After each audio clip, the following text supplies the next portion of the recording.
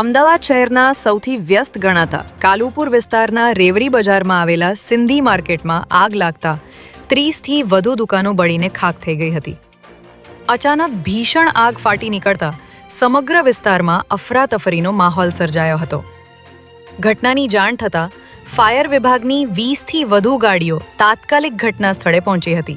તેમજ chief fire officer અને ફાયરના deputy municipal commissioner પણ અહીં દોડી આવ્યા હતા.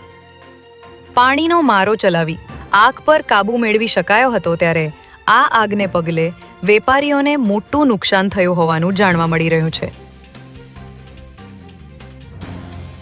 અમદાવાદ શહેરના નાગરિકોની સુરક્ષા અને પ્રોપર્ટી ક્રાઇમ અટકાવવા માટે અમદાવાદ ક્રાઇમ બ્રાન્ચ વધુ એક ડગલું આગળ વધી છે.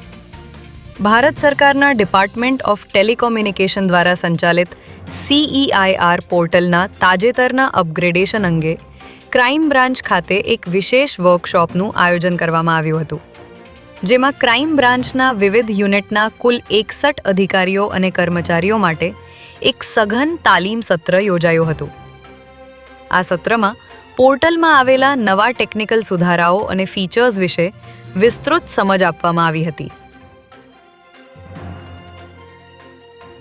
અમદાવાદમાં માતાના નામને લજવતો કિસ્સો સામે આવ્યો છે, જેમાં 2 દિવસના માસૂમ બાળકને તરછોડીને 2 યુવતી ફરાર થઈ ગઈ હોવાની ઘટના સામે આવી છે.